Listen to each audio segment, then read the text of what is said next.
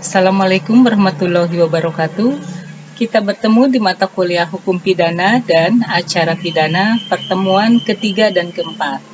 Untuk pertemuan ketiga ini, materinya adalah sejarah hukum pidana di Indonesia.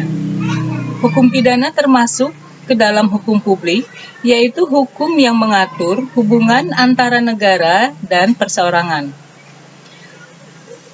KUHP atau Kitab Undang-Undang Hukum Pidana adalah peraturan perundang-undangan yang mengatur mengenai perbuatan pidana secara material di Indonesia. KUHP yang sekarang diberlakukan adalah KUHP yang bersumber dari hukum kolonial Belanda. Setelah kemerdekaan, KUHP tetap diberlakukan, disertai penyelarasan kondisi berupa pencabutan pasal-pasal yang tidak lagi relevan. Hal ini berdasarkan pada ketentuan peralihan Pasal 2 Undang-Undang Dasar 1945 yang menyatakan bahwa segala badan negara dan peraturan yang masih ada langsung diberlakukan selama belum diadakan yang baru menurut Undang-Undang Dasar ini. Ketentuan tersebutlah yang kemudian menjadi dasar hukum pemberlakuan semua peraturan perundang-undangan pada masa kolonial dan pada masa kemerdekaan.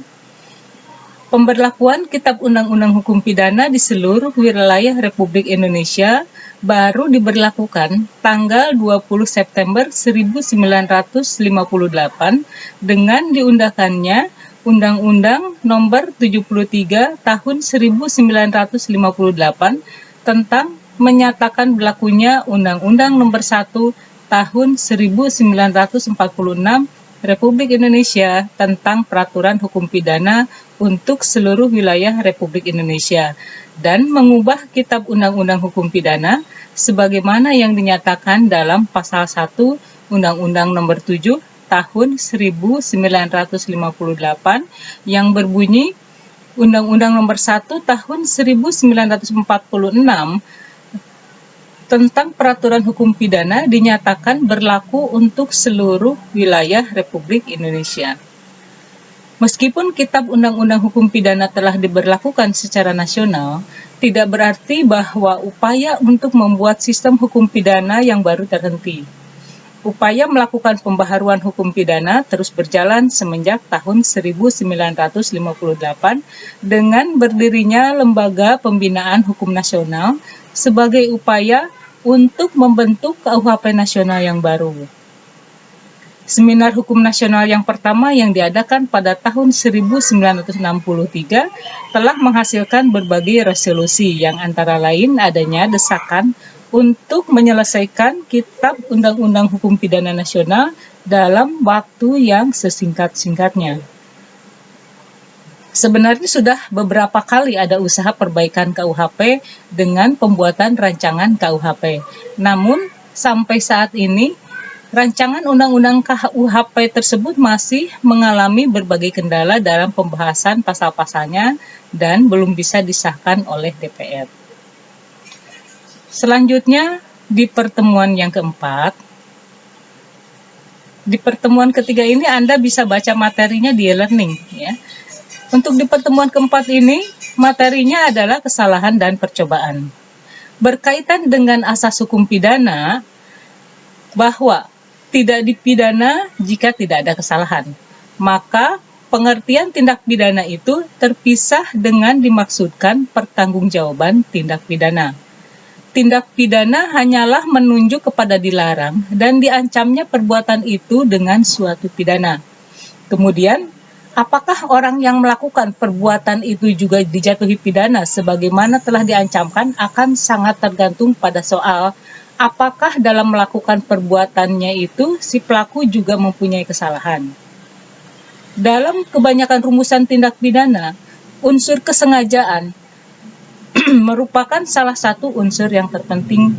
Dalam kaitannya dengan unsur kesengajaan ini, maka di dalam suatu rumusan tindak pidana terdapat perbuatan dengan sengaja, maka unsur dengan sengaja itu menguasai atau meliputi semua unsur lain yang ditempatkan di belakangnya dan harus dibuktikan. Sengaja berarti juga adanya kehendak yang disadari yang ditujukan untuk melakukan kejahatan tertentu. Maka berkaitan dengan pembuktian bahwa perbuatan yang dilakukannya itu dilakukan dengan sengaja, terkandung pengertian menghendaki dan mengetahui atau yang biasa disebut willens and wattens. Yang disebutkan di sini adalah seseorang yang melakukan suatu perbuatan dengan sengaja itu haruslah memenuhi rumusan willens atau haruslah menghendaki apa yang ia perbuat dan memenuhi unsur wattens atau haruslah mengetahui akibat apa yang ia perbuat. Di sini dikaitkan dengan teori kehendak yang dirumuskan oleh von Hippel, maka dapat dikatakan bahwa yang dimaksudkan dengan sengaja adalah kehendak membuat suatu perbuatan dan kehendak untuk menimbulkan suatu akibat dari perbuatan itu, atau akibat itu perbuatannya menjadi maksud dari dilakukannya perbuatan itu. Jika unsur kehendak atau menghendaki dan mengetahui dalam kaitannya dengan unsur kesengajaan tidak dapat dibuktikan dengan jelas secara material, karena memang maksud dan kehendak seseorang itu sulit untuk dibuktikan secara material, maka pembuktian adanya unsur kesengajaan dalam pelaku melakukan tindakan melanggar hukum, segera perbuatannya itu dapat dipertanggungjawabkan kepada si pelaku. Seringkali hanya dikaitkan dengan keadaan serta tindakan si pelaku pada waktu ia melakukan perbuatan melanggar hukum yang dituduhkan kepadanya tersebut.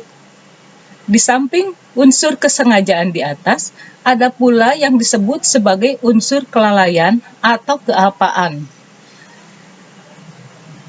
Dalam doktrin hukum pidana disebut sebagai keapaan yang tidak disadari, karena di mana unsur ini faktor terpenting adalah pelaku dapat menduga terjadinya akibat dari perbuatan itu atau pelaku kurang berhati-hati. Untuk materinya kalian bisa baca, bisa download di e-learning ya. Nah, pertanyaan untuk pertemuan ketiga, uraikan secara singkat sejarah berlakunya hukum pidana di Indonesia. Untuk pertanyaan di pertemuan keempat, jelaskan jenis-jenis kesalahan apa saja yang dapat dipidana. Baik, terima kasih. Assalamualaikum warahmatullahi wabarakatuh.